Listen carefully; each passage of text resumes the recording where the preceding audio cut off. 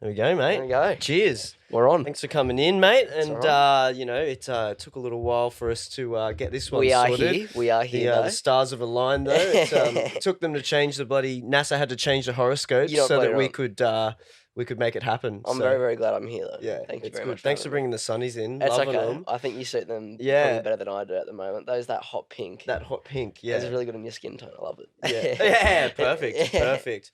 I want to ask you about the name first, Badger. Mm-hmm. Where'd you get that from? Great. So 'cause it's an interesting name. It I is like an interesting name. But how'd you come up with that one? So I think that one was by my mate Joshua Hawking. I've plugged him before in another podcast and I've done it, and he's absolutely loved it. So he's gonna love that there. I'm plugging him again. It was on the way, obviously, for YourShot. I was a little bit unsure of my name. My last name's Ball, and I was thinking my name would be Ballsy or something like that. But it was a bit weird. Yeah. And so he was like, he just started calling me at work Badge or Badger, just because I'm small and feisty and I play a big tune. So he was like, "Yeah, Badger, it suits you well." And after that, just stuck. And I honestly didn't know what I was going to call myself for YourShot either. So I was like, I'm just going to stick with it. Yeah. That's what that's everyone. So many people, they do YourShot. It's like, where'd you get your name from? I had to have a name. Yeah. It's like, that's it. I got to have something, man. Yeah. But yeah, no, so that worked out. And it's kind of just stuck from there. Yeah, cool. And that was, so we're talking YourShot last year. It's almost the anniversary. Like, it is the anniversary. It is, isn't it? It would have been this weekend. It literally just passed. It's been Yeah. exactly a year since I managed to make it to the finals at YourShot. Last night I was saying how I was as my mates like to call me, first loser of YourShot. First loser, yeah. I came second. It's better than the other losers. Yeah. But no, like it was exactly about a year ago. And it was such an awesome experience. Like, I mean, I went up with Hayden Bradshaw, and man, like it was nuts to just see how good he is as well. And I think because of how good he is, I kind of do take a bit of pride with how far I made it as well, to make sure that we could, share that podium together. Yep. And we're in the same class as well, which was awesome. Who was your trainer? Chris Royal. Yeah, Chris. Royal. Yeah. He's I think he's had a few winners over the years, hasn't he? Well, he had Simi the year before. Yeah. And then he's on a bit of a streak. Yeah, right, 100%. Not that it's really to do with the trainers. They all love to rub it into each other, but it's not really, bro, 100%. But I think has Dippy trained a winner yet? I'm not too sure, but Dippy deserves to train a winner because Dippy's a legend. So no, he deserves it. He's a winner in himself. Yeah. It'll come. Might be this year. It's interesting. Last night, on the Friday knockoffs thing we do, Dr. Werewolf was come and hang out. Yeah, we were talking about everything, about how it's the anniversary now. He's like, oh, if I would be up there with all you guys at the moment, having beers and stuff like that. So it's it's funny that we ended up doing this on the anniversary. That's actually I didn't even realize that until like today or last night. It's done a wholesome loop now. Yeah. But yeah, no, I mean, him as well, like Adam, he was obviously the MC for YourShot. And I actually remember seeing him at a Bush Dwarf like 2 years beforehand. Yeah. And so seeing this guy then MC, I'm just like, I've seen you before. Yeah. And he was he playing at the Dwarf? He was playing at the Dwarf. Yeah. And also the most, I'm not too sure if it was not last year's Boho, but no, actually, I think it was last year's Boho that he was playing as well. And just like to also be like for him to MC it as well, like the YourShot competition, he was also really great energy to have and very calming as well. So, Yeah, no, he's awesome. I remember meeting Adam. I think it was at Family. We were talking about this last night. I think it was back at Family Days for me. Those were the days. Those were the days. Were you going out then? Did you ever go out when Family was like... I was there, I think, for like the final remnants of Family. Yeah, and then after that, then it turned to what, 8? Or they did that rebrand of 8. They did that. And now they just do like events and then functions and stuff upstairs, I think. Well, they had a D&B event there which Emily played at. Yeah. Shout out Rook. But yeah, so that looked off chops. Unfortunately, I could not attend that. I think that was actually after Wildlands. I think it might be. Oh, really? Yeah, I'm not too sure, but they had Benny L play. But yeah, no, it was a good lineup. Yeah, that room used to be like, man, they spent so much money on that room. Well, Like, it's stupid equipment. Like, it's like unreal. yeah, Yeah. it's just like massive room, like the lights in the roof. Man, like I Yeah. remember they spent like 100 grand on strobes in like 1 year. You I can was just only like, have so many strobes, bro, fuck, before man. you And start getting yeah, erosion, yeah. bro. Like, But it's like, you know those strobes, there's strobes and then there's strobes. You know the yeah, strobes where it's like in between when the light's on, yeah, it's literally like pitch black yeah, almost. yeah, And yeah. it's like, so you literally only You see look the like you're moving, you mate. only And see the it yeah, still like makes you that, move. yeah. And then there's, some strobes they don't sort of really have that same Yeah, effect. that same vibe Yeah. as well, man. But so like we said, a year in, how's the year been, It's man? been amazing. What's been going on? You've been busy. I mean, yeah, I've tried to be anyway. Yeah. I've met. I think the biggest highlight I've taken away from it is I've met so many good people, such as yourself. I'm here right now, which I'm super grateful for, especially to you as well. Cheers, man. You've had me on the beer with, and I mean the people that I've met along the way have been unreal. I think when you get immersed into another culture like this, you don't realize the amount of people that you will meet. Yeah. But yeah, no, this year has been busy. It's just been sorting things out in terms of myself personally, both outside and inside the music scene, establishing myself, getting through uni, kind of working my way up with work, and at the same time also doing cherry tone stuff as well. Yeah. So yeah, no, it's been awesome. It's Yeah. been awesome. So you're involved with the cherry tone sort of events and Yes. stuff? Yeah. It's basically just a couple of boys that we all kind of collaborate together, and we Yeah. do we do smaller based events. In saying that, last year we booked our first international gig. Yeah. How did that go? Man, it went really for our first international gig. Yeah. It went really, really well. Yeah. I mean, like, it wasn't a packed out show, but the fact is, at the end of the day, we had a ball. Yeah. Like, we did it well. We had a good time. It was just a good energy all around, and the fact that with Cherry Tone being in existence for just over a year, for us to manage to pull not only just domestic shows, kind of smaller ones as well, but then to manage to pull out an international, I think it stands out for itself because it's a culture in itself. Yeah. Yeah, So, that's it. yeah. It's always about building, isn't it? And 100%. I was talking to Rob last week about like, events and running events, and it's Yeah. like there's so much back end that people don't understand or realize, and 100%. so much money involved Dude, it that like is. people don't understand, like just things you've got to pay for We that can't people don't even think fly about. 100%, man. Like, we couldn't fly, we couldn't fly the international act out and sort out all the visa stuff from our end because we physically just didn't have, I guess, the man. I wouldn't say manpower, but more or less the mind power. We haven't Yeah, done anything done off that. that. So Yeah, trying to sort out someone else's visa and man. flights, Oh, like, dude, it's gotten easier, but yeah, has it? yeah. I Back in haven't the even tried to day, have a crack at it. man, back in the day, because for Addicts, which used to do all the breakbeat events and stuff, hmm I used to do some of our tours for our artists who would come over. We do tour management and stuff Yeah. like that. And back when I was doing it, you used to actually have to have a license to bring in So for entertainment yourself acts. personally, you had to have Well, one, you had to, or your company, whoever was bringing the artist yeah, over to do the tours, you would have to actually have a license that you pay for every year, yeah, and then to submit immigration papers yeah. and stuff. And there's like all the forms to be their It's person mad. on behalf, like to sign documents Yeah, on their 100%. You'd behalf. be like They've your got to send it liaison and back, stuff. and then there's all stuff like they talk about how is it bringing value to, like, why aren't you putting an Australian act on instead of, like, why are you putting an international Yeah, on instead of an Australian? And you're like, well, it's going to inspire artists here. yeah. It's going to put, even to the When point did where that start to ease up? it was probably 5 years ago now, Yeah, about, yeah. But even stuff like, it'll create, jobs because there's going to be 2 audio techs, a lighting tech, yeah, I like see. all that kind of stuff. It used Yeah, to be so in depth, have to like, break it down. yeah, I I don't, mean, support the local scene yeah, 100%, but I mean, at the same time, it's like this is going to be supporting the local yeah, scene at the same time. yeah, But yeah, exactly. So, and even like the fact that the locals will play, like there'll be yeah, 2 or 3 locals playing support acts. It'll help them to gain a bit more 100%. traction. So it used to be really involved, man. Had to break it down for Oh, them. And it was that was, all done through the Australian immigration or something that you have to yeah, try and you have to explain like this to? submit it all to, yeah, it was like a proper application, Yeah, and it had all these sections and stuff. And I don't know if it's like that anymore, but I know that yeah. they eased it a bit.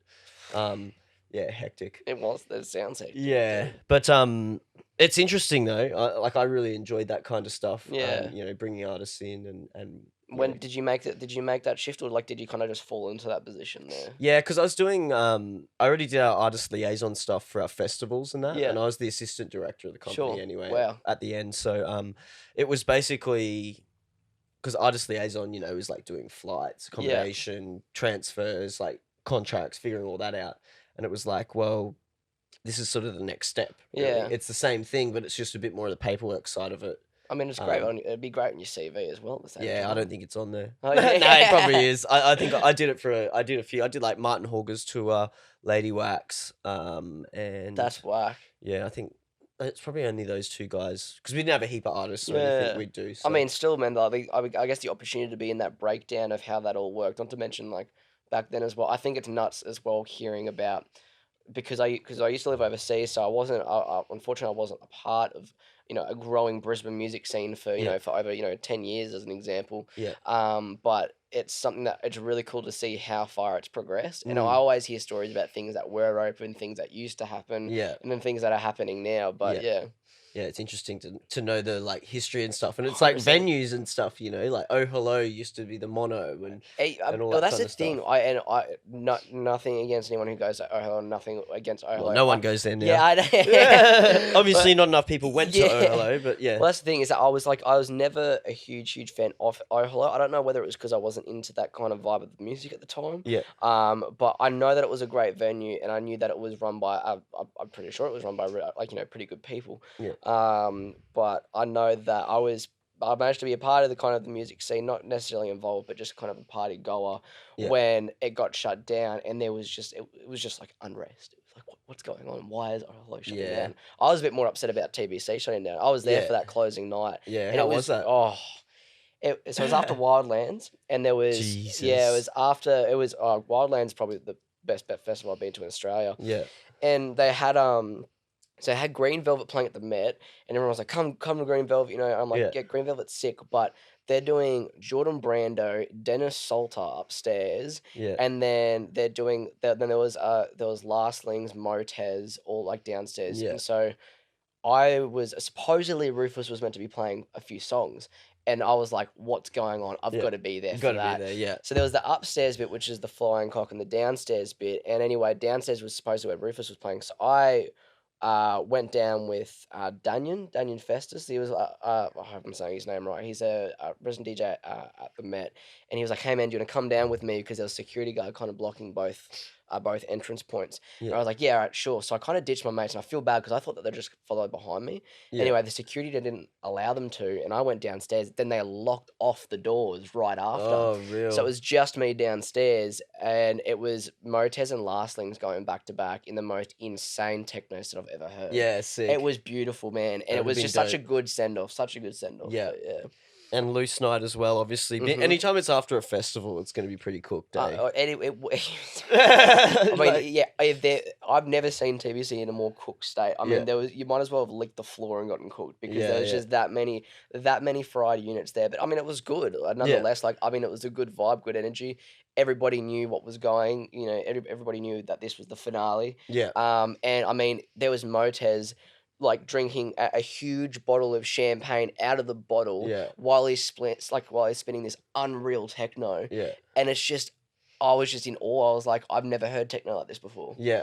But yeah, it was beautiful. Yeah. Yeah, that's sick. That's always cool when you hear a genre or something, like that, a set. Yeah. And you don't really know. I love going out and not knowing any tunes that are here. 100%. As long as it's good, it's going to be good. But that's my favorite when I go out and I'm like, fuck, I don't know any of these tunes, but they're fucking awesome. Yeah, I think that's the core of it as well. It's like, it's if you go to a club and someone's like, oh, you play Fish Are Losing It. It's like, do you want to hear songs that you already know? Or do you want to hear songs that you may actually love, that you have no idea about?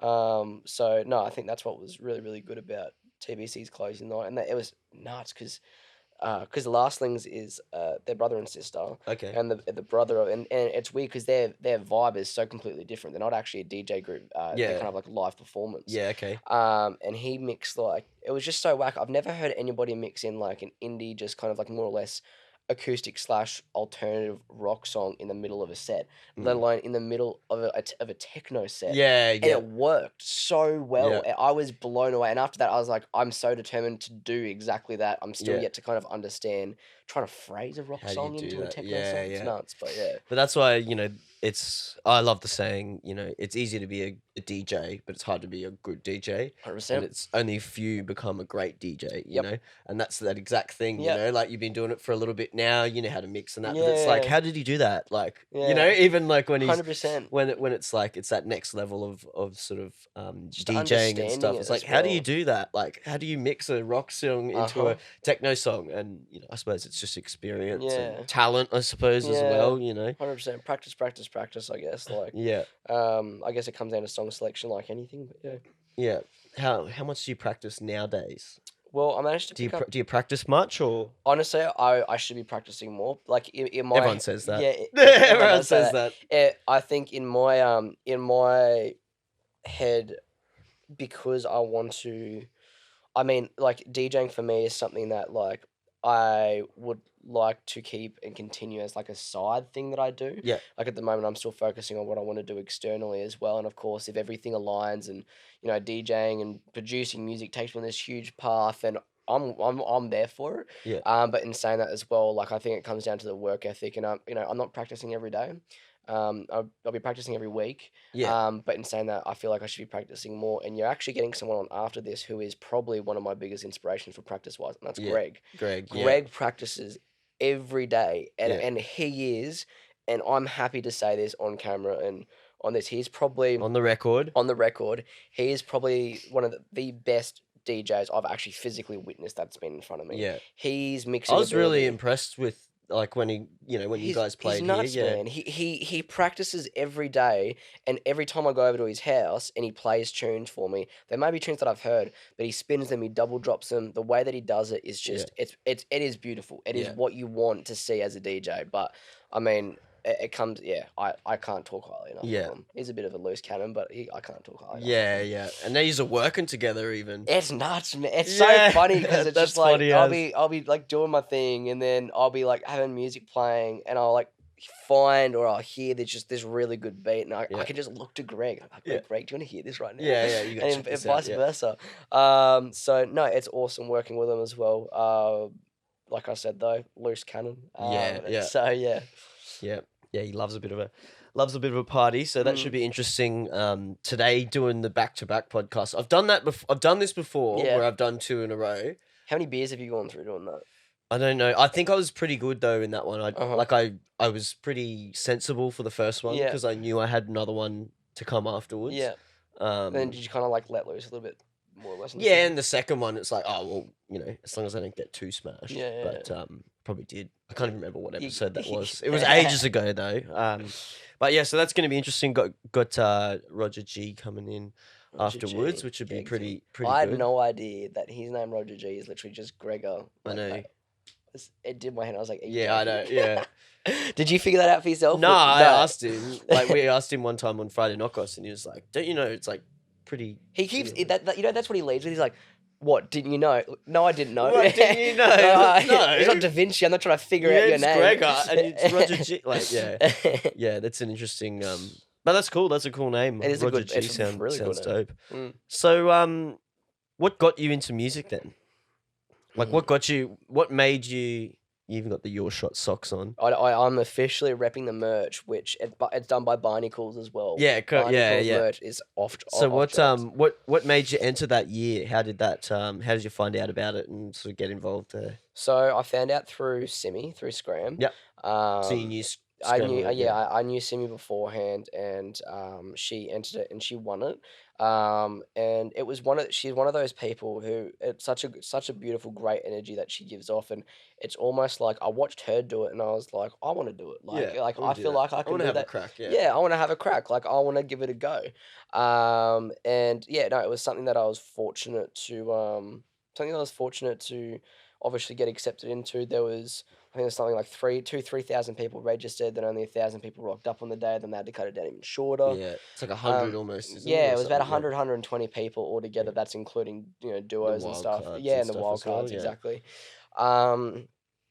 So yeah, I mean, like I just said, you know what, I might as well have a crack, and then I bought like a little DJ 400 controller, and then kind of just started practicing prior to YourShot on Mm. that. And I used to take it to Airbnbs, and we'd just get all the boys, we'd pretty much just get sloshed, and I'd just be pressing buttons and kind of practicing. And Yeah. it's awesome because I cannot thank my mates enough, because I hear people about, I hear people and how their mates don't want to hear the music that they're putting out Yeah, or they're whatever, not or practicing, supportive. or they're Yeah, not yeah. supportive.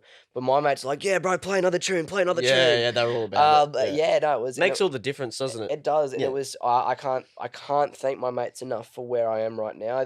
I do owe this to them, and that's why every time I go out and play, I'm just like, I want to make sure that all you boys are just spewing. Like I Yeah. can't wait. But yeah, so entered your shot, and it was kind of just seeing Simi do it, and I was like, you know what, I can give this a crack.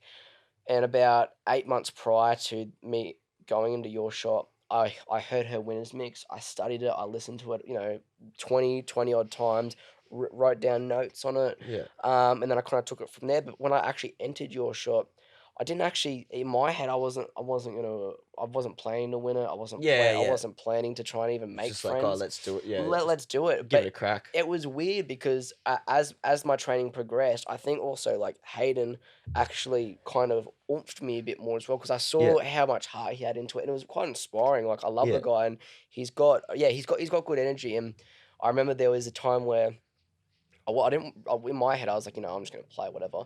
But then as I started to practice my set, I started to fall in love with everything a bit more, and I was like, Yeah. I really want to do this now. Yeah, yeah. It's addictive. Yeah, it's very addictive. Yeah. And so I remember there was a training bit one day where we had to actually go up and, play in front of each other for 2-3 songs. Yeah, yeah. And anyway, he played and then I played like right after, and I could see that he was because I heard him play and I thought it was fucking awesome. Yeah, I yeah. thought what he was playing was so good. I was like, Yeah. bro, you're so good. Yeah, And Did then you guys know each other before? No, Okay, yeah, so not you at only all. met through there. Yeah. Yeah, 100%. He's a really good energy dude. Kind of came up to me. He came up to me first, and we just had a really good chat. And yeah, we practiced, and then after I finished, I just looked at him. I was like, I'll see you in the finals. And then, Yeah. funny enough, I saw him in the finals. Yeah. But yeah, no, it was that's kind of the progress of the year prior to your shot and in your shot. Yeah. And how'd you pick it up when you were like when you started? Did you pick it up quick, or was it a bit of a challenge? I was always kind of interested in it because I remember my mate had a little DJ controller, Tractor One, and I was like, "Oh, can I buy this from you?" And he's like, "Nah, man," but he wasn't using it. Man. It was just collecting Nah, dust, man, and I I want was it, just yeah. like, "All right, thanks." But then when I actually started it, like I don't know, the person who taught me the basics was Jay Berry. Yeah. I was fortunate enough to film for him at an Elrow event, and also just at Capulet as well when I used to do filming. Yeah. And beautiful, down to earth dude, just always there for a chat. I cannot recommend that bloke enough. Yeah. And he kind DJ of Lab. Shout out DJ Lab. Shout out DJ You Lab. want to learn to DJ? Hit him DJ up. Lab, 100%. Christian's awesome too. He's the trainer at the Such a moment. beautiful dude as well. Yeah. I mean, all the old Capulet crew, like it's crack up because I saw these pictures with you in it now, and I'm like, I used to be there. we would have crossed paths so many times. It was that like we would have known. This would have been like 2015, 2016 sort of times. 100%. Yeah. So that's when I was there. I was just like promoting and stuff. Yeah, but yeah. I just loved it because of the music, the sound system, and the crew. Like, Yeah. it was a great It was crew. a good tight knit like kind of like working force. The only thing that I wasn't into was the music, and I remember I was filming Jay Berry, and I was like, yeah, bro, drop something hard. And in my head, I was like, I want some hectic bass house song. Yeah. But it's all like tech house, deep tech there, and it's Deeper, funny. groovy shit. Yeah. And it's funny because now I love that so much more. Yeah, So it's- if I could go back in time, I would have been going, yeah, this is fat ass. But yeah, no. So he taught me the basics because I used to say when I was filming, I was like, the way that I said it in my head, was when I was doing freelance work. I was like, look, because I'll usually approach the clients that I want to work with, and I was like, let me do the first video for you for free. Yeah. I was like, if you don't like it, you don't have to continue it. If you do like it, we can talk about money another time. Yeah, Simple. yeah.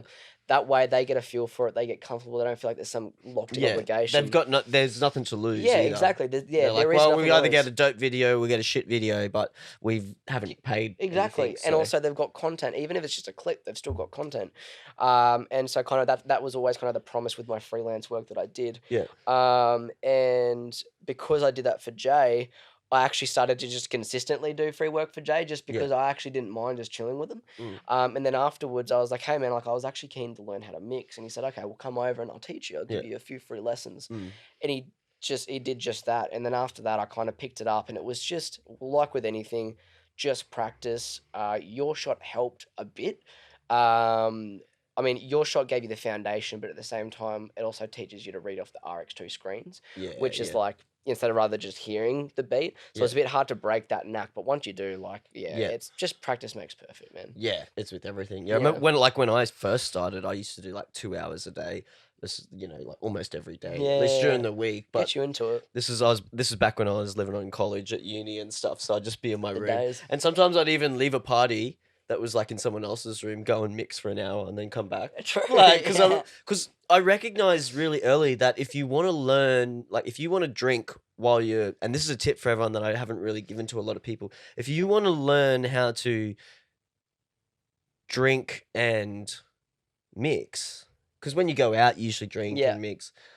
You need to practice. 100%. And I recognized that pretty early. Because I got drunk one time and was like mixing. I was like, oh, I'm pretty rough. Yeah. And then I was like, well, I need to practice. So I would go to parties, get drunk, leave for an hour and go to a mix, and come back to parties just so I could. Where'd you go? I was just practice. Yeah, I just did a mix. Want to chuck it on? Like, because I used to record them all too, so I could listen back to it. Yeah. To see, and I think that's really good too, because That's you're like, awesome. oh, that worked. That didn't work. Why didn't that work? And you can listen to, I dropped it, a bar too early or a bar too, when you first sort of started. Yeah. So I think that's a really interesting thing, because it's like mixing when you're drunk and when you're sober is a little bit different in my mind anyway, I think. And, 100%. I can be so smashed and mix all right now. Well, that's the thing. I've seen you on the beer with, and you've been. I can hear it in your voice, but you're just like, it's like second nature to you. It's just a second wind. Yeah, it's good. There's been some times where like this is back in the day. I don't do this anymore. But like up in Townsville, I think I played a set and I was smashed.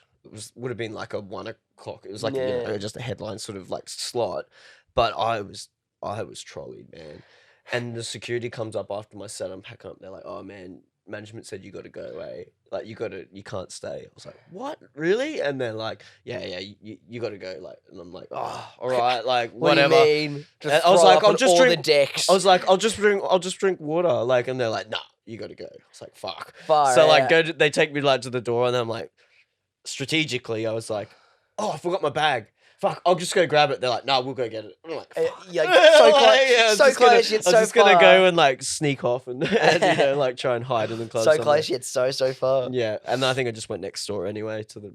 Did you end up getting a gig there the second? Like, did you end up getting? I was a resident. Yeah, there. It wasn't like it wasn't like you're being shit in the venue or doing anything wrong. They're just like, look, you're really drunk, like. You're going to have to vacate the premises. Yeah, the manager said you should probably go. You're just like, hey. Just went next door and kept drinking. But yeah, it's like that learning how to mix when you're really drunk. The only thing is, if you can't read the screen, that's when it gets difficult. I mean, like... have you ever been at that stage where you can't actually read what you're looking at? I feel like when you are at that stage, so you feel like throwing up, so you feel like, I don't even think I should be doing this right now. Yeah. I shouldn't be operating machinery, let alone myself. Yeah. So that's the only time I struggle, is like when I can't actually physically read what's on the screen and stuff like that. Then I'm like, you know what, this may work. I'm a bit smashed. Yeah, or you just gotta listen to them. You're like, oh yeah, it's that song. Like, yeah, that's hectic. But growing up or anything, any music, what were you into growing up? Did you think you would get into DJing when you were young? What did you want to be when you were a kid? I wanted to be a dentist for a while. Did you? Yeah. That's actually really good. That's a very good. It's very different. You had the astronaut, you got the policeman, you got a dentist. I wanted to be a dentist, and then I went and did work experience in grade 10, and I was like, I don't want to be a dentist. I thought I wanted to be a dentist. I couldn't do it because I hate the dentist, man. So I couldn't imagine looking down at someone else's mouth and just, let alone trying to configure to not absolutely destroy their lives right now by like accidentally doing something to them. Nah. Yeah. I mean, I played the piano as a kid. Oh, nice. That was for a few years. Then I played the drums for a year, but Dad refused to buy me a drum set at home because he just didn't want me to. They're not. Yeah, they're noisy. Yeah, they're very noisy. He's like, no, just use your practice pad. Yeah. You can learn everything on practice pad. Yeah. And I did that for a bit. I mean, after like 2-3 years of piano, like I still didn't even know where to put my hands at the end of the day, and I could play hot cross buns. Like it was something that Yeah. my parents made me do. So Which you weren't real into it. I wasn't really into it. No, like I mean, I was always into music. Like I remember I used to download when "Sexy Bitch" by David Guetta. Allegedly download. Yeah. Allegedly, he paid for the download. LimeWire all the fucking way. Yeah. Actually, it was, and I did it was funny because I didn't really like the vocals of it, but I loved just like, it was like just the thumpy, like dirty OG, like EDM bass line to it. And that has kind of always stuck with me all the way through it. What song was it again? Sexy Bitch by Sexy David Bitch, Guetta and Akon. Yeah. And I download, like, I'd load the song up while I had internet in the house. And then when I went on the bus, I didn't have, and so just before it ended, I kept going back, and I listened to it for like 45 minutes straight. Yeah, just going back just to, I was like, repeat. yeah, this is a tune. This is a tune. Yeah. So yeah, no, like I mean, I really enjoyed certain kinds of music when I was like 12. No, when I was 13, I got exposed to Spirits and Nice Sprites by Skrillex and my mate's Dungeon, where we watched all kind of weird stuff. Yeah, that's such a trip to me. Like I was DJing. Already, like I'd been going out for like years. You've already done it. When that song came, when you just said that song. Was it popular? Like, was it played everywhere? Or was it just not? Yeah, it was. It was popular. I used to actually love there's a remix of it that someone did. Yeah. Cascade maybe did a remix of it, or someone like that. But that's because I was into that sound. But yeah, it was like Skrillex was popping back then. Yeah, I mean, like he's just a great. After that, man, like I just picked it up, and then I was really into the OG UKF when Example was, producing some. See, he still produces Hectic Bangs. Yeah. But I mean, like when UKF was really, really popping, and I mean, once again, it still is. But with the whole dubstep scene, I was really into it, and I was really, really loved it when I was kind of like that era. And then I kind of verged out of it. I went into a phase of EDM when growing up, when I went overseas, and it was kind of like a thing that was very popular over there. And then I verged then into kind of bass house. I mean, as I've grown up, music's grown up. Like there's the music sub-genres and stuff, and then so there you can really find your niche. But yeah, I mean, that was kind of my experience with music as a kid. Yeah, I think that's why like EDM and those sort of more popular, like those generic popular sort of genres are good, because like you said, that gets you into it initially, and then you're like, oh, I actually really like this or whatever. Whenever I hear someone who likes like I don't know, like Big Room or like EDM, I'm just like, I don't know if you got to wait like 4 more years to get to the good stuff, bro. Because I promise you, there's good stuff. There's better stuff than this. And they're like, no, this is the best. Like, what do you mean, dude? Yeah. But yeah, I think that's why like a lot of people like hate on some genres and stuff like that, and I'm Dickheads. like, I'm like, well, look, that's how like most people get into it. Like most people, if you're into like deep house or something like like that, you probably didn't start by first listening to deep house. You don't start and finish on like I mean like as an example, you've got I mean actually no, that would be very false to me saying that there's just one genre of rock music. I mean like there's I feel like there is little side bits, but you never start where you finish. You might always still like it, but I mean just part of growing up in general is kind of finding your little niches what you like. So yeah, if we did that, I'd be a party DJ doing mashups and shit like that. DJ Earworm. Yeah, I used to do bulk mashup, like live mashup type stuff. Love that. Because I used to use Tractor. It was like easier to just like string them together. To do that stuff. But yeah, that was back in the day. The old vibes. So what did you play at your set for YourShot then? What kind of vibes was it? Was it like the UK based sort of No, it's funny because what did you play? I had DJ Penny LA come up to me so I played. Then the next day I went there to obviously play in the finals, and she came up to me. She was like, I need that exact same energy that you did before. It was great. And I couldn't even put down a genre for what you played because you played everything. Yeah, just and I all the way through it. Yeah, so I played Tech House.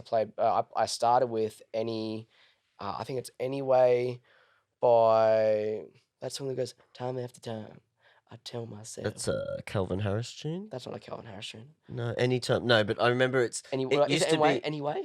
I know the one. I can do it any way that you want it. The reason I think it's a Calvin Harris song is only because I think it was on Ministry of Sound album, and it was like next to a Calvin Harris song in the track list, and so I'm just associated with it. Yeah, I know it's Armin van Helden. Armin van Helden. Yeah, it is. So I started with that because I just knew that it was going to create a reaction straight away. It was different. It was a funky song. Yeah. Then I went into Space. Yeah, such a good tune. Used to thrash that back in the day, man. I'm gonna play that at Quiver today. Actually. Yeah, I'm gonna do that.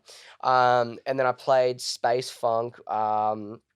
By the Sponges, which is very bass house. Yeah. And then I played Jay Robinson, 1981. And then I kind of veered off a bit more into bass house. And then I went into Brazilian bass. And then I went into drum and bass. And then I went into UK bass. Like bass line. So I played such a diverse, and I think that's what definitely caught a lot of people's eyes because it wasn't consistently the same. That one thing. And I'm really, really grateful. I'm going to plug someone else again, is Jack, the boy from Haiteku anyway, unreal. But Jack was such a huge, not only inspiration, such a down-to-earth dude, but showed me the ropes. And I remember I came to him like, hey man, can you help me? He was like, yeah, dude, like I can, kind of guide you in a way, but I gave him the songs and I was like, hey, look, could you help me kind of mix them in a bit and show me kind of the ropes of it? And he kind of helped me, not necessarily knit it together. I knitted it together, but he was kind of just, he's like, showed me the door pretty much. Yeah. And I was like, oh, wow. And he's like, yeah, bro, like this is what you can do. Yeah. And so after I stitched all that together, I just played a really, really diverse set. And I think that's what took the eye of a lot of people. But I continue to try and do that. Yeah, exactly. That's it. And so this might be a good chance because, YourShot is coming up. It's applications now and stuff like that for people entering. What's some advice for YourShot people? Anyone entering YourShot? Any advice? Yes. You're a year out now. Advice for YourShot. You've got some experience under your belt. What do you see now looking back? What do you think? As in advice for people going into YourShot or post YourShot or just both? Both, all right. I mean, going into YourShot, going with a very open mind and going willing to learn. Be punctual, be on time, and ask questions because there's no such thing. Throw yourself into it. Throw yourself into get right. it. Immerse yourself in all of it. Yeah, because imagine learn everything. Imagine missing the opportunity to win, or let alone just to place in a finals position, or because you missed out on asking 2 questions because you were too nervous. Like the part of YourShot is also getting out of your comfort zone. Just because I look comfortable up there doesn't mean that it was comfortable the entire way through. You're probably a bit nervous than that. Oh, dude, it went by so quick. I fucked up my transitions on both the first and also the final set. I mean, like, it's something that just happens, but you got to just laugh at yourself sometimes because don't take yourself so seriously, man. Yeah. Like, you're doing it because you want to step out of your comfort zone. I guess my advice for it is, first of all, probably first and foremost, don't be a dick. Yeah. Like the one thing that I saw is...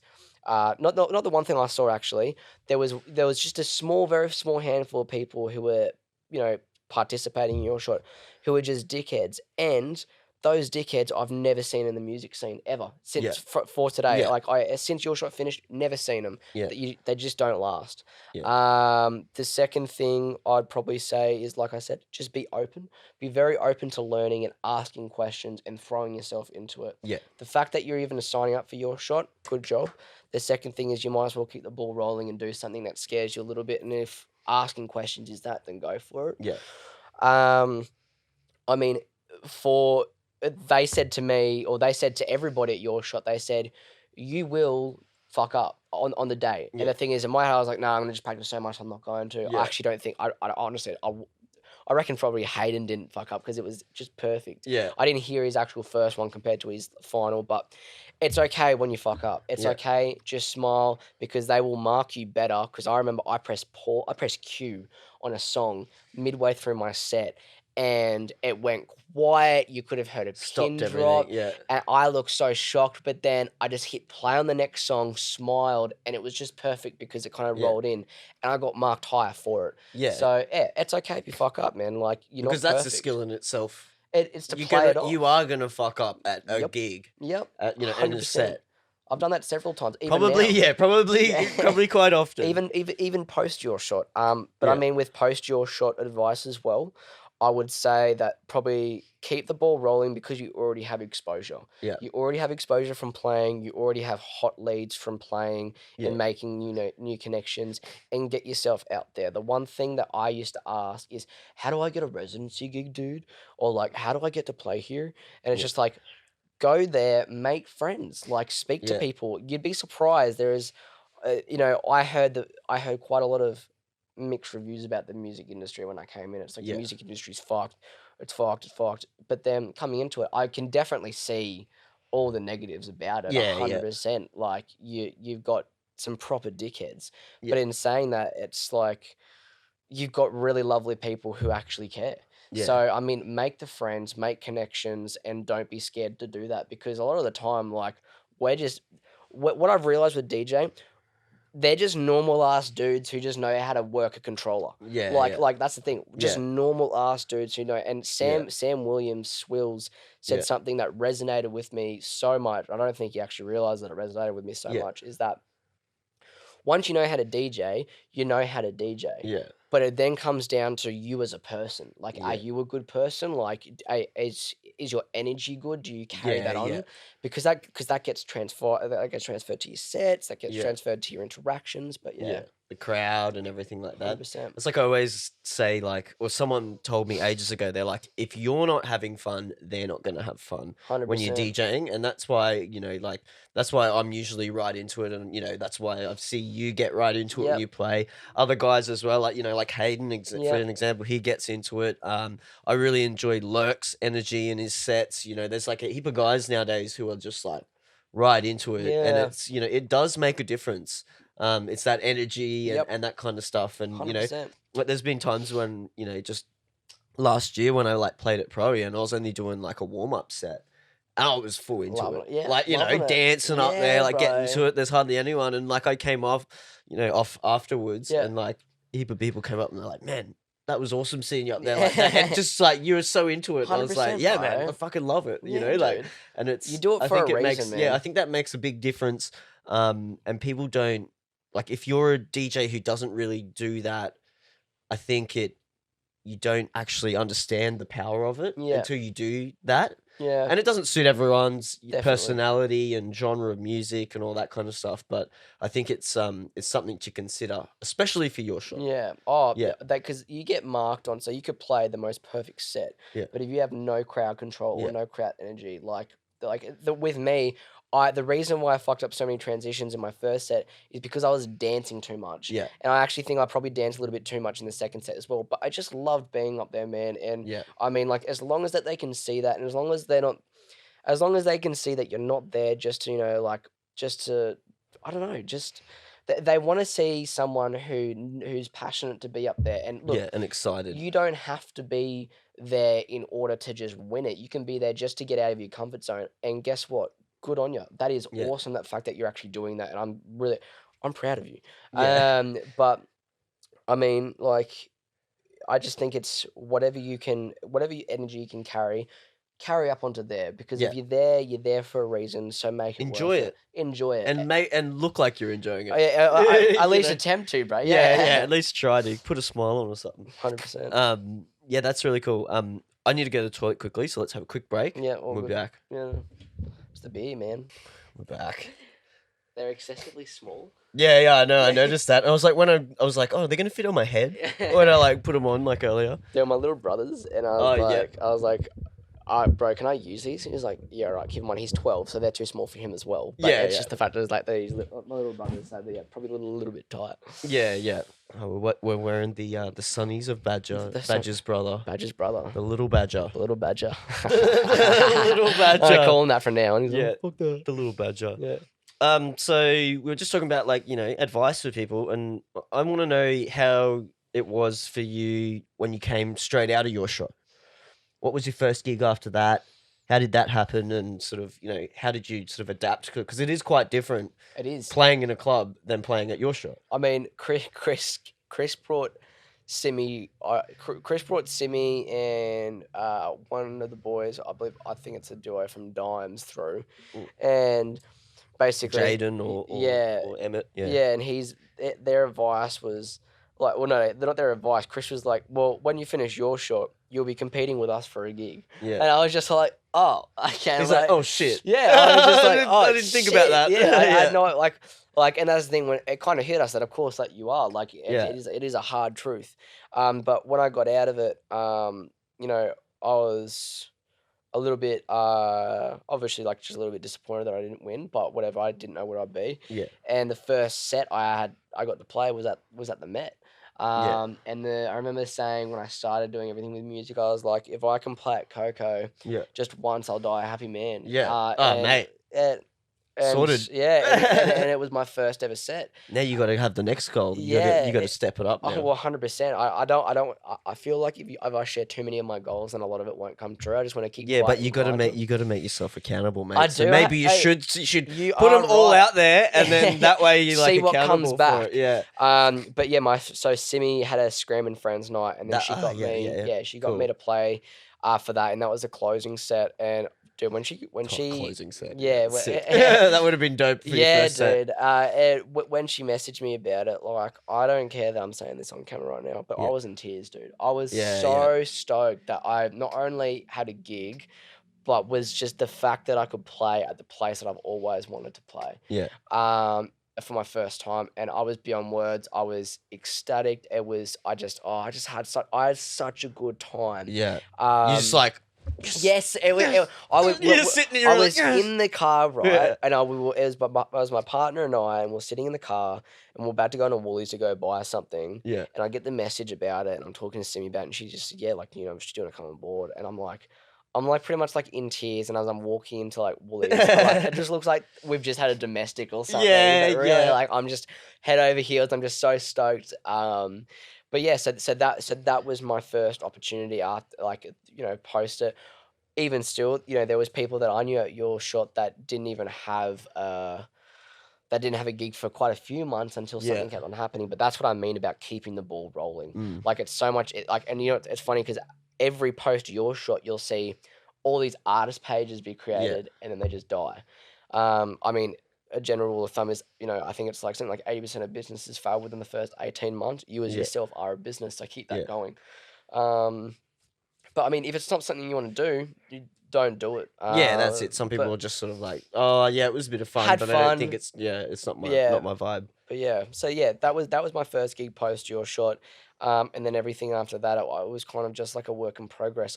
I'm always consistently, even to this day, I'm always consistently shooting my shots. I'll always be like, hey, I'd love to get involved. Even if it's not mixing, I'd love to just be involved in the environment, setup, whatever it is. Yeah. I mean, putting your neck out there, putting something out in order to get nothing in return is probably the best thing you can do. Yeah. Just showing some value. 100%. Without asking for anything. Yeah, 100%. I mean, if the opportunity comes your way, it comes your way. But yeah. Yeah, exactly. Yeah, no, it's interesting what you're saying about, like, you know, when you're like so happy from some news or whatever. I had that moment because Chris Royal actually signed my first track. True. Like 3 years ago or whatever, when he first started Royalty Records. Yeah. So that was like when he like emailed me back, I was like, yeah, this is sick. Like, let's put it out. Like, and I was just like that same round. I was like, it was like it was like 8:30, 9 o'clock at night, and I was in my room, and I was like, yes. I just got a track signed. Yes. You know, like, it's such a big like thing. And then it's like 100% couldn't sleep that night and shit, you know, and like, yeah, so it's interesting. You should be proud of yourself. I mean, like, well, you know, it's a big thing. And same with, you know, your thing playing at Coco and that. How did you go then, like, when you had to play maybe your first open or warm-up set? How was that? Because it's a little bit different then, obviously. Different. That's a huge difference between a YourShot 20-25 minute set to a 2 hour and a half warm-up set or open set. Sorry. I mean, the first thing that the thing that I did for my first two sets was actually probably plan my sets, which was, it just felt like something that was almost like a relief. It's like, okay, if I plan my sets, it means I'm not gonna fuck it. Unless it doesn't work. That's the only problem, but it works. Oh, exactly. Yeah. Well, that's depends how good you are at planning it. 100%.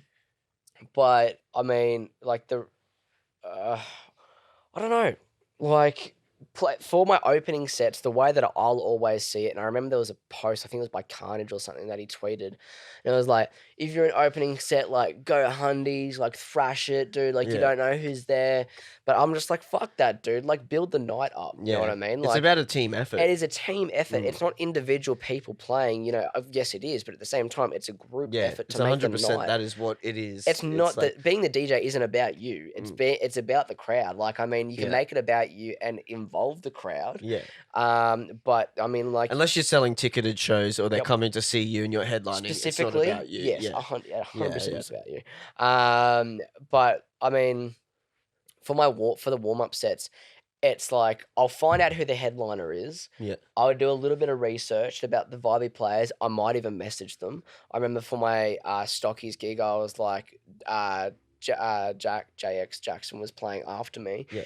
And I was like, hey man, what do you play? Just so it means I can help lead on to you. Yeah. And he was like, bro, I'm just gonna play whatever, man. Like, he's like, I'm gonna play whatever wins DJ comps. Yeah, bro, and he does, bro, and he plays so well. It's so annoying, and he's such a good dude. Once again, shout out Jackson.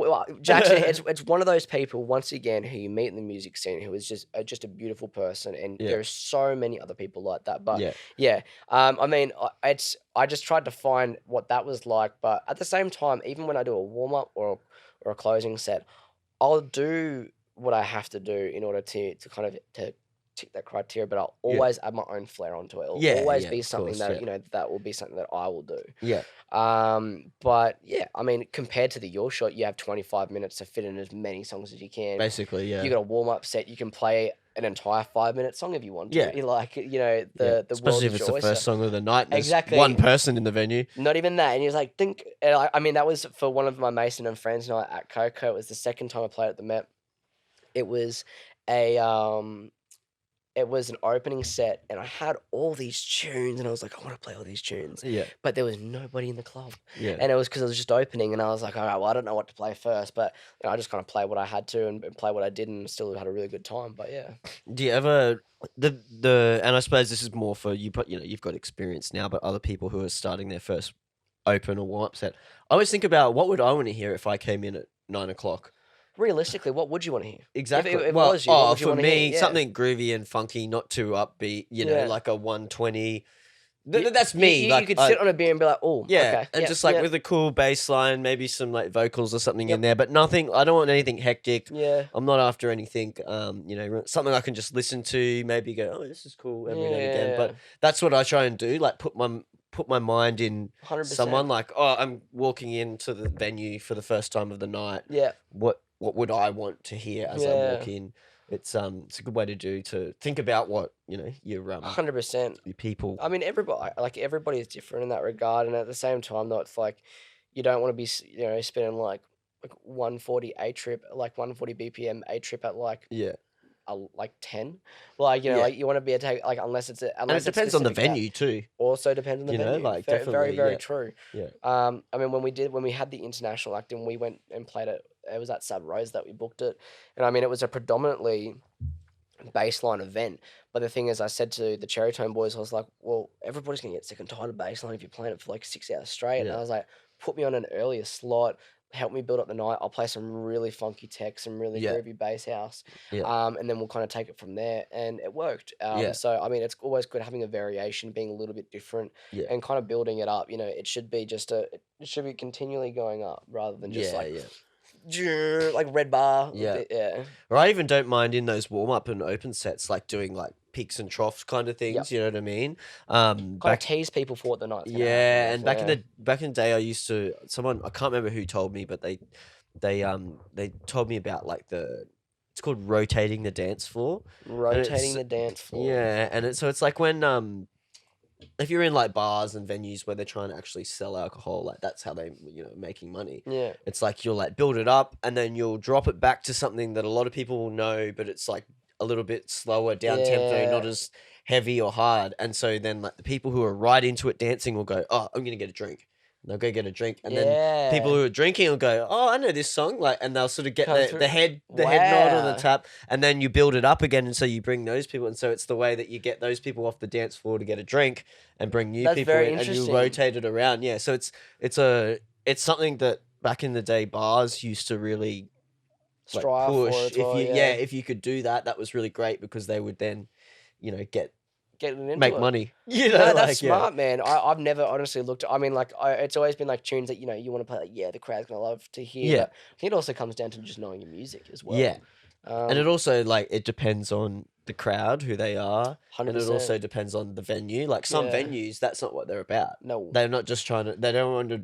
They want the dance floor to be rammed. yeah, Like so, it's and a good everybody to vibe. be rigged and cooked. Yeah, and yeah. just- So it's a good vibe and stuff, and people want to come back. But then some places are like, well, look, we want people to drink. Yeah. You know, and if they can't leave the dance floor because you're playing so many fucking tunes, What are you and doing? sick, Get out. like, you know what I mean? Like Yeah. it's a different sort of mentality. No, or it's smart. technique, I mean, it's smart to have. I've never heard of that, and I've never thought of Yeah. it like that before. But it's actually a really smart ideology to have Yeah. about it. But no, I'm gonna. It just depends on the venue, you know. Oh, Like some 100%. venues that's what I they mean, like want. commercial kind of stuff. I feel like you could Yeah. do that. Like, Yeah, I for mean, sure. Sukasa last night. I'll plug Sukasa as well. I mean, they were playing. They led from R&B, commercial R&B to kind of commercial house, which was good. It was interesting. I kind of kept it different, but at the same time, still kept it groovy. Yeah. But yeah, no, they did that well. Yeah, that's good. How was Sukasa? You went there last night for the opening. I did go there last How night it for the look? opening. What do you reckon? So it looked. How's the decor? Let's start with decor, Well, aesthetics. Decor, aesthetic wise, beautiful venue. Yeah. As you walk in, it's a bit of a weird setup because the moment you walk in, you're right at the DJ, where the DJ The is. booth's right there. Booth's right there. Yeah. And then I've been in that space, so I know what you mean. But it's just a little bit, and it's quite long. The bathrooms are nice, lovely black tiling. There's three booths, and there's a VIP booth at the very, very back. I feel like that's a bit too distant. Was filled out with seats just because at the moment, as we're recording this, you can't dance. Yeah. I was getting told off for doing the Macarena by a secchi, but I was. Were you sitting or standing? I was standing, man. I was going Oh, for it. standing, I was like, yeah. if I'm getting kicked out, I'm getting kicked out for dancing. Because imagine saying you got kicked out for doing the Macarena. Yeah. But yeah, so no, it was a good vibe. The lighting was actually sick. It really, if anyone's been to Coco at the Met downstairs, just imagine that, but just longer with more red lighting. So yeah, I mean, it's a beautiful venue. Definitely those Coco, that sort of underground vibe. 100%. Like in terms of like underground. Physically Not being the music underground. necessarily, physically 100%. being underground. It was funny because obviously, like I was mentioning before, that it's right next to Candy Club, I think it's called, a strip club, and there was girls lining up, and then they hopped over to our line, and they were just like, oh, I just realized I was in the wrong line because there was all these old dudes trying to get into the club, and I was like, this isn't where I was meant to be. And I was like, yeah, you're at a strip club. But yeah, no, I like Sukasa was sick. It had a really good vibe to it. I don't want to post or say anything negative because we're all a work in progress, and the fact that Sukasa is on its way Oh up, yeah, for sure. It's just open. Actually, I just remembered Jordan Art Supplies. He Yeah, must yeah. have been there last night because he messaged me, and I was on my way home from here. I swear I saw The him. Friday knockoffs, and he's like, "Dude, what are you doing? Come to Sukasa." And I'm like, "Oh man, I got a podcast at 9:30 with I'm sorry, with man. Badger. I can't come." But this is the earliest podcast I think I've ever done. So I mean, it is. that's a first. I rolled out a bit because I got in at 12. I smashed the rest of my Thai green curry, which I picked up in the valley. It was really good. Yeah. Really quick. And Where does Thai green curry late at night? Oh well, Where's that curry? so I did it at like 9:30, so okay. before everything struck. Yeah. And then I smashed some of that, rolled into bed, listened to some kind of new tunes, and then rolled out of bed at like 8:35, and I was like, we've got a podcast to do. Yeah, we got to talk. I got to talk to someone. I do. Physically, I'm like, we've got, and that's the thing though, is that we've planned it so many times. I've never been more determined to wake up for something in my life. I'm not a morning person. I'm like, we're gonna do this, and I had all these messages, and I was like, you can't see the messenger unless you put your Face ID to it. Yeah, And I was like, I hope it's not dry cancelling. I have a feeling this, but honestly, if you did, I'd be like, right, sweet. Yeah, Go back in. sweet. Yes, I'm actually kind of glad. Going back into bed. But no, I mean, like, I'm Sukasa's great, and I'm super stoked that I'm here right now. It was early, but the fact is, it's never too early for a beer. So. Oh, that's it. Yeah. I'm all smart. It's 5 o'clock somewhere, isn't it? That's what they say. Yeah, it definitely is. Yeah. I don't know where. But yeah, it's going to be an interesting day with. I actually want to go out tonight too. Where are you gonna go to? I don't know. I just feel like I want to go out. Let me know where you are going out. But I'll see how I feel because We've got a long You've day. started the beers early. Yeah. Honestly, they do get you tired. Yeah, that's it. Maybe I'll have a nap in the arvo. Yeah. But then I was thinking maybe, you know, I might help the Bow Boys and see what they're doing with they've got their Fucking event love this the Bow Arvo. Boys. Because that's what I'm thinking. I was like, Fucking love the I'll do the Bow Boys. podcast with you. Then I'll do the podcast with Greg. Then I'll go maybe check out what the Bow guys are doing because they're doing an Arvo thing, I think, and then go out. But then that's a big day. Yeah. Well, no, they're doing the live stream at the moment. Yeah, great. Nice dudes. You know what I mean? Like you said, nice dudes just in down the to industry. earth. Yeah. And once again, like, yeah, just people who give a shit about the industry and actually want to see it like in its better position that they know that it can be in. They're creating that culture. And I mean, like, especially stuff like this as well. Like, I mean, it's the thing as well that Cherry Tone, I think, is also trying to more or less adhere to as well. It is creating a culture within the music scene that people feel comfortable. Yeah. But yeah. It's all about like community, really. That's what I've 100%. realized these days. Yeah. Like a club's not even, to be honest, like a club, the venue doesn't really matter. The DJs don't really matter. The music doesn't really matter. It's the community. Yeah. And the way that's built is through those things. Yeah. Like, you know, like through the DJs, through the 100%. music, through the venue. Like, but Yeah. it's all about like the actual community. Because if you can get people keen to do anything that you're doing, like with a venue, As a collective, even if it's not at your venue, 100%. you know, like It's something that you'll have a following, and also as well, it's like the people that are affiliated with that, like as an example with the Bow Boys, you've got the Bow Boys, but then you've got everybody else who's affiliated and everybody else who are their mates who rock up to those events. And I can probably say about 99% of those people are all good people. Yeah. So you know what I mean? So it's like when you go to an event like that, you know that you're going to be in there for a good time. Yeah. You know, in saying that as well, like everything with COVID has kind of made me realize, like I rocked up to a club when we rocked up to Sicasa last night and I was lining up. And there was just like some just really just like drunk birds just like falling around, like yelling and stuff. Just smash. And I was just like, this is why I didn't miss going out. Yeah. But the very core of, I think, as well, is what I've started to realize that I really enjoy is just the social aspect of being able to have beers with my mates and stuff. So that's why we started to go to just the Felons. Felons by the water is awesome, such a beautiful place. And it's like so much better than trying to go to a club and trying to scream over one another. I mean, you end up in a club, but starting the night, and COVID, I feel like has helped people realize that how important having that connection is with people and missing your mates and the beers. Well, this is a good time to announce that Friday Knockoffs is going to be moving into the real world. Oh my God. A few times. We're still figuring it out. It'll be like maybe every second week or maybe once a month, and there's a small studio called Born Creative Studios. Where's that? It's in the Valley, Brunswick Street. You know where like TBC was and that? Yep. And there's like you know where like New York Slice used to be and all that like stuff on that little bit there. It's just in there. It used to be the Tiki Bar.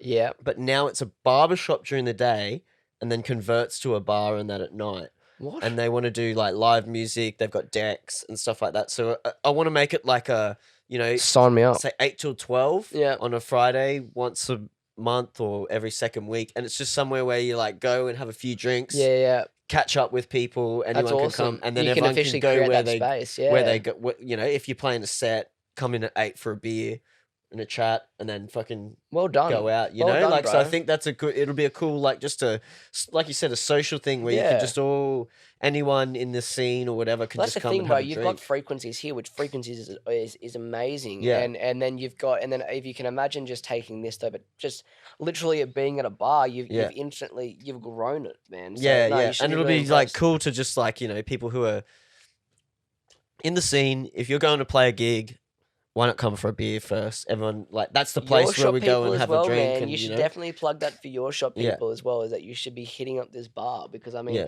if there's musically minded people in there. Yeah, and they want to do, like, collaboration stuff where it's like, oh, like, you want to play a set? Oh, yeah, cool, there's a drummer here. Have you ever played with a drummer? No. Do you want to have a go?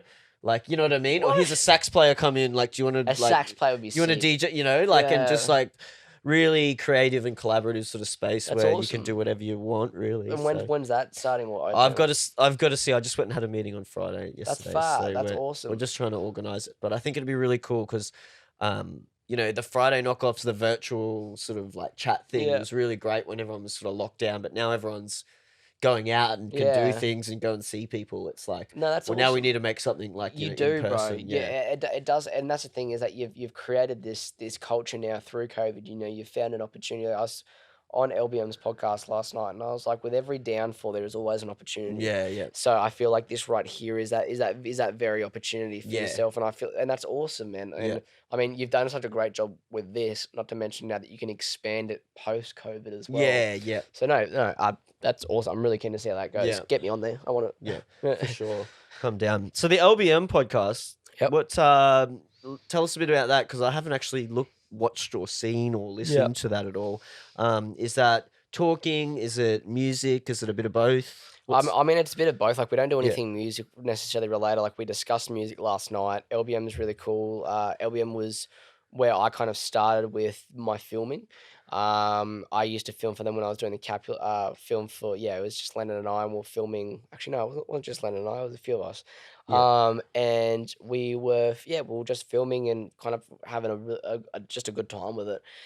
So they kind of turned something into a podcast now, where it's kind of just bringing people on who are within this scene, very different, and they've got such a funny vibe about it as well. Yeah. It was a really, really good time. Yeah, cool. And then there's a rating part, like there's a rating chart that they did, and the rating chart is they bring in a concoction of drinks every time that we have somebody on. Yeah. So last night was Zoe and I on, Yeah. Zadina on, and so we had Pasito and Goon. And Mate, bro, it is so I'd good. rate that. It is so Dude, good. I lived on college for like 6 years. And I that would've know been my it. Goon mixes. Yeah. Pasito goes really well. Ginger ale is always Ginger a ale? little touch. So like a really good one would be like Pasito with a little dash of ginger ale. Yeah. That'd be really nice. Yeah, that's fat. Well, that's the thing. So we tried that out last night, and just the thought of Goon, I was like, oh my God, this is going to take me back to when I was like 18, getting crunk at the RE. Yeah. And shout out RE, love that joint. The RE, fuck. Bro, So many listening to Melbourne Bounce Shannon Knoll remixes. Oh. There's not much better than that. With $5 basics and $10 jugs. Yeah. Oh, take me back. But yeah, no, so it was a really, really good time. They're a really good bunch of boys as well. Super down to earth. Love a good chat. And so no, I had a really good time. It was interesting going from there and then being able to come here as well. Yeah, yeah. But no, I'd definitely recommend anybody to the LBM boys. Definitely give it a gaze. Yeah. Very, very different. It's more of a comedy value as well, Yeah, which is cool. good rather than informative. Yeah, to suss it out. Yeah, that's cool. And the LBM events, have you played at any of those? Did I see you play at one, or maybe you were just filming for one of them? I'm trying to think, actually. Have I played? Yes, I did at Euphoria. There was their most recent one that was at where was it? Is that the downstairs? Downstairs of, one. Alfred and Constance. Alfred and Constance. The Yeah, Fever Club. the I think it's Fever called. Club, Yeah, that's that it. tiny room. How Bro- cool is that little room? Bro, like? honestly, it's such good lighting, but I don't know what it is. It must be the positioning of it, but it's like to get people to get into that joint. Like I don't Yeah. know, there's just not that much attraction It's to it. hidden and it's a little bit out of the. It's not in the main. But that's the thing. It is literally like around the corner from the valley. I couldn't think of a better It's not. pre-drink It's not spot. actually that far. But Yeah, no, it's literally a street away from Sub Rosa. Yeah. So I played there. I played after Hawks. Yeah. Henry, beautiful bloke. Once again, music scene, beautiful people. And yeah, no, I played there. All the other gigs prior was just filming. So Yeah, cool. Yeah, that's sweet. Yeah, I really like that venue. Just like a little small sweaty vibe. It's a sweat. Honestly, I think it's a I cocoa played with there more for, lights. Secret Party Project. And yeah, that was a good night. How was it like in terms of did you feel it out much, or was it a bit like? Yeah, I brought a heap of people with me, so it Yeah. was pretty good. Yeah. When I was there, but it just depends on. It fluctuated between the night, and it was a pretty good lineup. It was me, Tash B was playing, and then Tara Bloom. So that Yeah. was like Both legends. heaps three. of like Tash always brings a crowd. Like she's got heaps of mates and stuff. Yeah. And, like and people love Tash. So that was really great. And then so it was just a good.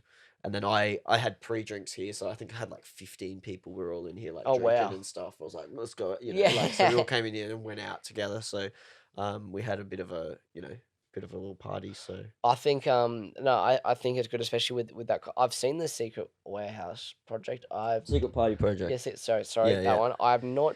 I don't, so because I've seen this established like a little while ago. Yeah. So is this something that happens like monthly, bi-monthly? Yeah, it's just like a regular sort of event. The guys who run it, Fusion, and I always forget.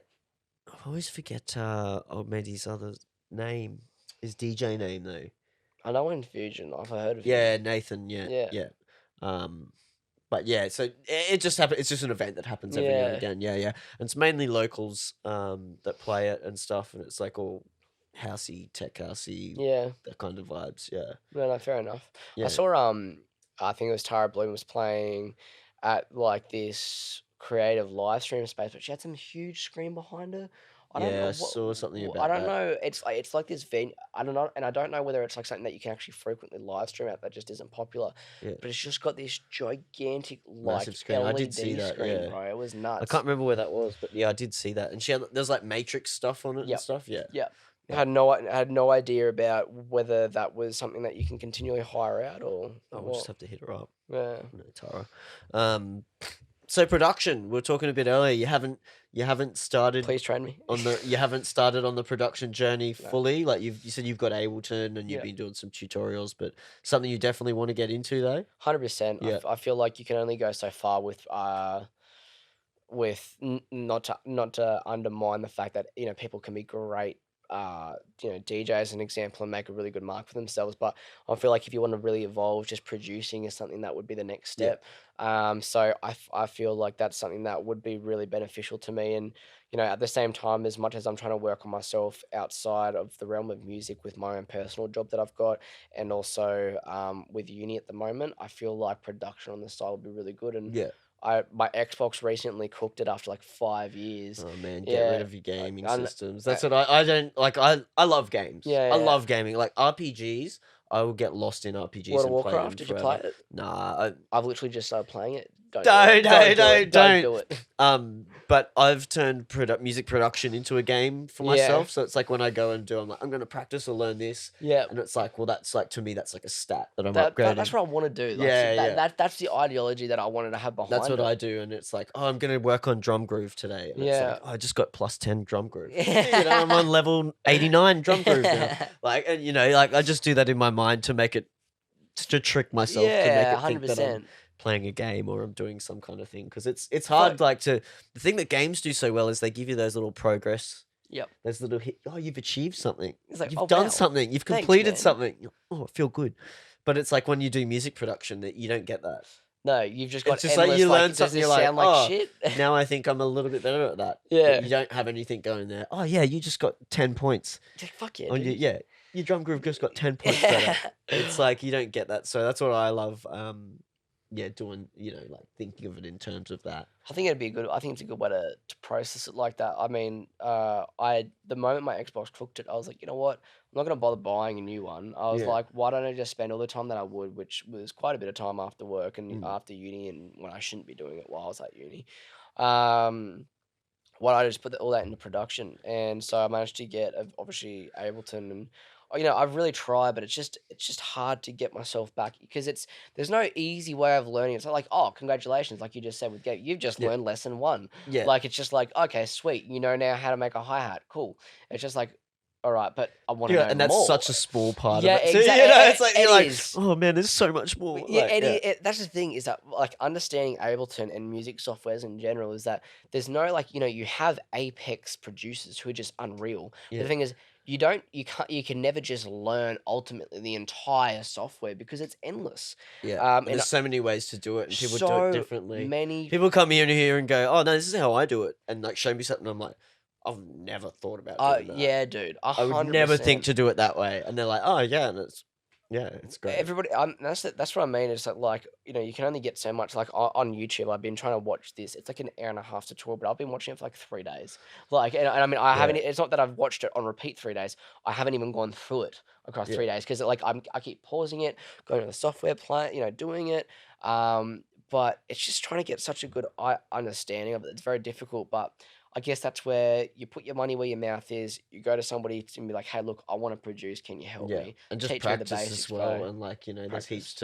there's heaps of online resources, but like you said as well, it can be hard to find the good ones. Yeah. So what if you don't know anything it's like, how do I know if this tutorial is teaching me the right stuff? Should I be spending Is it my time good? on this? Yeah. Like, are they telling me the right stuff? Do you know anything about Academy FM? Yeah, I've seen a bit of their stuff. Because I've been recommended it, but I'd be curious to get other I haven't people's. looked at their courses or anything, but I do know the company, and they seem Yeah. quite reputable. Yeah. Yeah, no, well, that's the thing. So there was something like $94 per month for 4 months, and you basically pay it off, or it's like 300 something bucks, like for the if you just Yeah, buy it straight up. comprehensively, straight up.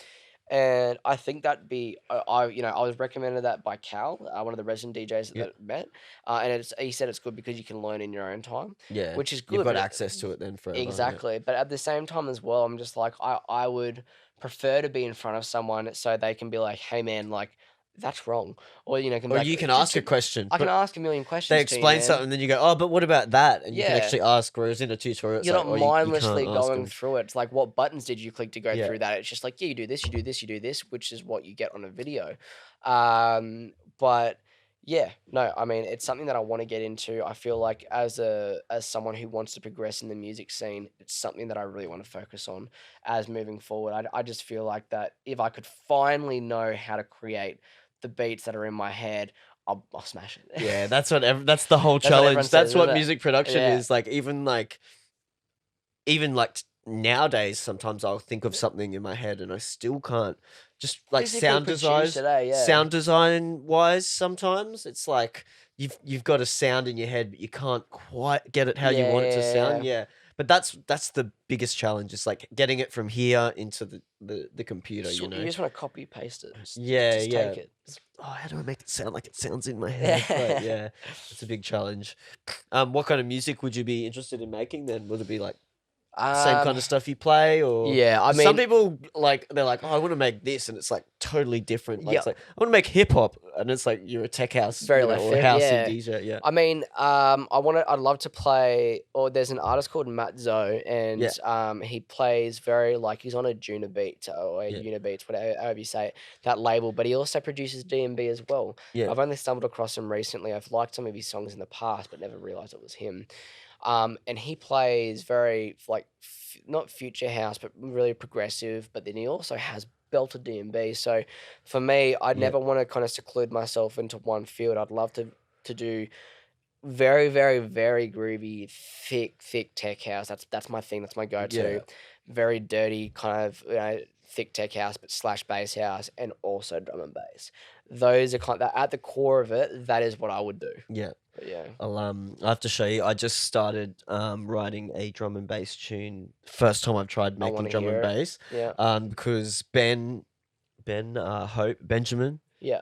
DJ Knob Twister. Yeah. He was here the other week and he's like, you don't make heavy shit, hey? And I was like, nah, not really, eh? And he's like, you should make a heavy tune. I reckon you'd be good at it. I was like, oh, I wouldn't mind making some drum and bass. Yeah. And he's like, make a drum and bass tune and send it to me. And I was like, all right, I will. All right, I want to do that, Yeah, man. yeah. So I've started working on drum and bass tunes. That's so, fat. That's fat. So Knob Twister, stay tuned. I'll get it sorted soon and send it to you. On that note, you should definitely listen to Eloquin. He's usually a bass line. He just came out with a 3-song drum and bass EP. Yeah, cool. Off chops, just nuts. Just a drum and bass. I feel like is so diverse. I wish there was. It's starting to seep its way into the Brisbane music scene. I find. I feel like it's been smashing it lately. Yeah. Oh, well, way more than it was. Yeah. Yeah. 100%. Anyway. Yeah. I mean, like you've got, and also I think what you got to realize is that you've got like a lot of expats here. You do have a lot of people from the UK who. You'll see all those people from Europe rock up at those events, and you can talk to them, and you know that they're not from Australia. Yeah. But yeah. That's what I love about like Sub Rosa, which used to be Capulet, is that it does get a lot of that international like people there. So it's cool to go there and meet some like people from anywhere in the world kind of thing. Yeah. And it's a good social sort of place like that too. Yeah. Yeah, it is. So what places have you played? Obviously you said Coco, played at Sub Rosa. Yeah. Where else have you played around the traps? I mean, Stockies, you said, I think? Yeah. Look, I mean, you've pretty much listed them off. Yeah. I mean, those are the kind of the ones that I've returned to anyway, just because there's been opportunities there. And then there's like one-off events, like yeah, LBM exactly, thing and stuff, exactly. like So I mean, at the moment, it's been those. I'm always hungry to play at new venues. Yeah. I mean, the way that I see it is if you can get yourself into a different environment. You know, it's the more the merrier. I mean, everybody wants a gig. But yeah, I think those are the places I've played so far. Coco is probably, it will always be my number one spot. Yeah. That's what I'm pushing for, and I want to make that a. I'm being accountable right now. I want to make that a consistent thing. Yeah. But that's what I'm Resident striving there for. sort of Yeah. thing, So I'm really manifesting that, and you know, I'm fortunate enough to know really great people who are there. Not only the promoters, but also some of the DJs as well. They're all beautiful people, and I know that I've got a spot there. It's just a matter of eventually, not that they've hinted that at me. It's just that in my head, I have the confidence in my own ability. Yeah. So yeah. It's all about fitting in with the team, really. 100%. A lot of the times, that's what it is. It's Yeah. like, because like we said, DJing is kind of easy once you sort of get the hang of it. Yeah. A lot of people can do it at a competent level. Yeah. But it's like, do they fit in with the team? Like, can we hang out and have, and just Can we chill? feel comfortable with you around, Can we just man? chill? Yeah. And be like, 100%. be able to vibe. Yeah. So Yeah. I think that's something that people underestimate is that. And it's not like sucking up or being, like You gotta any of be that. yourself, man. Because at the end of the day, your true colors will come through whether you like it or not. That's it. Yeah. Like you can be there and be, put on a front, but contrary to popular belief, people are reasonably smart. They can pick up on the energy that you give off. Like Yeah, you can tell when people are just being fake and dude, just playing up to people and just trying to be friendly with them because they got something that they want. It's very easy as well. It's just like it's very easy to look like a dick, and no, I will at times as well. Like I try to bite my tongue because at times like I feel like I'm overly like energetic, and I'm overly like, yeah, dude, like how you going, man? Like, but the thing is, it's at the end of the day, I don't think I'll ever apologize for that because that's who I am as a person. Yeah. Whether people like to reciprocate that or people feel like that's okay, that's up to them. I never have any ill intent behind it. It's just I'm just super excited to talk to you, man. I'm super excited to know who you are as a person. And I just all I want is your time at the end of the day, if anything. So yeah, that's it, man. So what else? You said you're studying. Or you study. What are you studying, mate? Bachelor of Business at QUT at Gardens Point. And so what's the vision with that? What's the business? What do you want to do when you get that degree then? I mean, like, I'd love to tie it in with music. Yeah. You know what I mean? Like, I'd love to tie something with like that with music. I mean, the idea of the moment I finish my degree is I'm going to just go and travel for a bit. I'm going to go to Japan. I'm going to go to Canada for a season and snowboard. That's been something that's been ingrained into my head, and I'm going to do it. Yeah. But I mean, with my Bachelor of Business, I don't know, it's a fallback option. My dad has just been nothing but like, this is you fall back on it, you fall back on it, you fall back on it, and it's such a at times I was like, no, fuck you, Dad, I don't fucking do shit. But at the same time, as getting older, it's like you realize that education is vital. Having a degree, even though I don't necessarily agree that having a $30,000 debt above your head and with just a piece of paper should make you better than anybody else. But whether you like it or not, this is the day and age we live in. You got to adjust to it. So at the same time, though, as I'm doing my degree, I love it. Like I love what I'm learning. That's cool. Kind of majoring in marketing and then minoring in PR. That's cool. That's relatable then. For all your stuff that you're doing. 100%. So kind of integrating that with Cherry Time as well. Like perfect. The fact of you just asking that very question, it puts me into in the frame of mind where I've never asked myself before. Maybe the moment this is done, should I just spend all my time on Cherry Tone? It's all questions I need to ask myself in time. But at the moment, it's a fallback option. And it is good, like you said, it is something that's good. That is a useful tool for the music stuff as well. Events, running your own, brand and stuff like that. Like marketing is, fucking everyone should be a media company these days. If you're not a media company, then you're losing. Yeah, well, you are your own like brand, whoever. man. That's what I mean. Like if you have to be putting out content. All that stuff. That's media. You're a media company. 100%. Like if you think of yourself like that, like I don't go on socials anymore really to Instagram, for example, is a great one. I don't really go on Instagram to look at photos and videos and stuff. I go on Instagram to create. And that's the way I think of it. And because so many people they get sucked into socials and screaming and just scrolling and liking and reading and all that. It's mindless, man. It's just mindless. I try not to do that. If I go on the app, there's a reason I'm going on there. It's not just to consume. It might be to consume to see if what's out there, what are people doing, what's working and stuff. But yeah, I'm so into that world at the moment. It's difficult to pull yourself out. I think the thing for me is that I was always scrolling through it. I was like, dude, I've just spent 45. Oh, I just spent like a 45 minutes to an hour of my day scrolling through fucking Instagram. I could have been reading a book. Yeah. Like I could have been improving myself rather than just. Well, here's the life hack: get Audible, listen to a book while you scroll through. Is Audible good? Is Audible good? Yeah, I use it heaps, man. Because heaps. I don't like. I can't read. I won't read books. I physically absorb books more, but in saying that, I'll buy the book and I'll read half of it and be like, I just can't finish it. Like at the moment, I'm reading the $100 Startup. Just relating to obviously starting up your own business, and so informative. It's so good, and I really do like it. But like, in saying that, it involves about my external activities as well. Like, when I was actually excessively reading, I was still going to the gym a bit more frequent. I'm just waking up, meditating, doing yoga and shit. Like all the external stuff that helps you kind of make it as a beautiful round continuous circle. But the thing is, like for me, I feel like reading a book and finishing it is it's almost like a gratifying, like, yep, sweet. That's one done.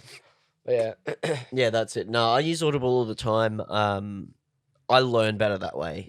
From listening to it. And the thing is, like, a book that's maybe 400 or 500 pages, I can listen to that like in probably like 6-7 hours. Wow.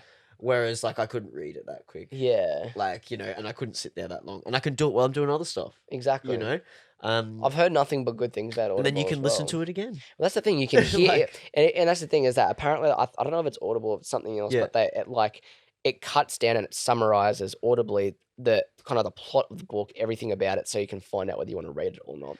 I just think that stuff like that is it's a quick tool. It helps you understand it, and Audible as well. Just like if you don't have the time to physically, in saying that, I mean, it's background music. You can put it on in the car. You can consistently listen to it, and especially if it's informative books as well. Yeah, because I find it's too hard to just listen to music all the time. It's something you get tired, but at the same time you kind of do. Yeah.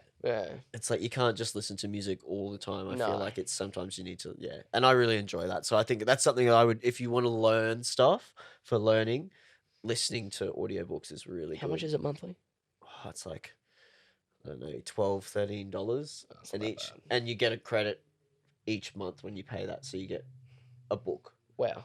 Included in that, and then you get to and if you don't, like, I think I'm sold. I've probably got 2 credits saved up now because I haven't bought a book in 2 weeks. But I keep them, like I can buy two books and stuff. So no, that's interesting. All right, I'm gonna keep that in mind. Actually, Audible. I should get an affiliate link. Yeah, I feel like I think there is. Sponsored by Audible at the very front. Yeah, and they sponsor heaps of podcasts. Do they? Yeah, so I think you can get just like a link so that I could give a link out for a free month. Oh, okay. And then I get 10% off or something. Fucking whatever. Let's get a free book. 5 cents or some shit. Yeah, like, do it. It'll be do it. Tiny, yeah. But they do stuff like that because it's so good, man. Like, I recommend that to everyone. No, fab. If you're not a big reader or you can't get through books, Audible. You've heard it here first. Yeah, get onto it. So, bit of meditation, mate. You into that kind of stuff? Trying to anyway. I mean, I've read up and is that a new thing? It is a new thing Since COVID or not? I'd say I've heard it before COVID, but in saying that, been trying to practice it more during COVID. Yeah. Because you got the time, really. Yeah, I mean, everyone's at home. You do. You literally have nothing. You're like, I might as well pick up meditation. I mean, it's something that for my mind races a million miles an hour. Same. I only have one mouth, and I can only physically process everything. And I talk a lot, and sometimes I just don't know when to shut up. And at the same time as well, though, that is also a negative consequence because in my head I think so much, and I can so easily overthink a situation. Manifesting or not manifesting, that is part of it. Meditating as well. You're focusing on one sole thing, and that is your breathing as well. That kind of ties in with the yoga aspect of it as well, which I cannot recommend more, highly enough. I've got scoliosis in my lower back, which basically... What kind of yoga do you like doing? I don't know. I don't know that if there's a set name for it, but I watched this chick called Sarah Beth Yoga. Shout out Sarah Beth. And because of my back, it's funny because when I started music, I see everybody who's like looking down at the decks and spinning, and I always ask them like, "Hey man, does your back ever get sore?" And they're like, "Nah," and I'm like, "Fuck, dude, like what?" But because I've got basically I've got like a slight arch in my back because it's my lower L5, it's my more or less my coccyx bone wasn't formed properly my first month of like my first trimester of being born. So it means that my back is more prone with its nerves being exposed. So I get back pain quite easily and in the cold as well. So doing things like yoga followed by meditation and following on my breathing not only helps that, but helps my mind a lot. Especially when stuff gets a bit too intense, even if it's at home, out of home, in music, whatever it is. You focus on one thing, and that's your breathing. And it's a good way to start your day. You almost manifest your day as well. So I can't rate it high. It's still a work in progress. I'm not perfect at it. Don't do it every day. I'm trying. Yeah. I think that's been really like one positive, like we're talking about getting positives out of things. And, like that's one thing from COVID that's really sort of come through. I think a lot of people have taken up yoga and meditation because they're at home and they need something they can do that's active bit or more, whatever. man. Bit more than your usual, because all the time that you would usually, and even still, people have normal day-to-day lives that go out, work at 9 a.m. and 8 a.m. There are those people who still meditate and do those very things. But when you're at home, why not? Like the way to think about it is at least just try, man. If you don't like it, you don't like it. You're not And it's bound something to that's it. been known to reduce stress and anxiety and all There these is things. so much science behind it, man. Like if you realize, like if it is crazy with how much science is actually behind it and how much it can actually help. Yeah, for sure. But I love my yoga. I had a membership at a studio for a while and was doing I love yin yoga. That's the one where you like hold positions for like 5 minutes or whatever, where you just it's basically like it's stretching. like a mental game, bro. It's like meditation. Yeah. That is really interesting. Like when I had been doing it for ages, I would be able to think about nothing really easily. Yeah. And then when I like had a bit of time off and went back, it's like you lay there and you're like, oh man, this is so hard. Like, you're like trying to not think. You keep thinking about things. You're like, oh, and then you're just trying to not think about it. You've got all this stuff going on in your head, and you're just trying to just not like almost implode from your thoughts as well, man. Like, no, it's. I mean, the mind is a funny thing, but I mean, as long as you're trying to do something to better it as well, I find that having a break from going out and partying and stuff like that has helped. Like. I think a lot of people have found that too. That's the thing, is that like almost going back into it, like last night I was like, yeah, I missed it, but at the same time I actually didn't miss it that much. Like there's things that you didn't miss. You missed some things, components of everything, man. But I think it's been so how did COVID affect you really, apart from gigs and stuff? Like I was there mean, much? I would say, and the thing is, whenever I mention this, the one thing I'll always lead with is my heart goes out to all those affected. My heart goes out to all the families that have been affected.